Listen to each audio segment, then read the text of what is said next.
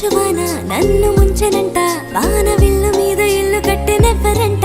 ఈ లోకమంతా నిన్ను చూసినంట, ఏ దిష్టి నిన్ను తాకకుండా ఇంటిలోన దాచుకుంటా. రంగు రంగు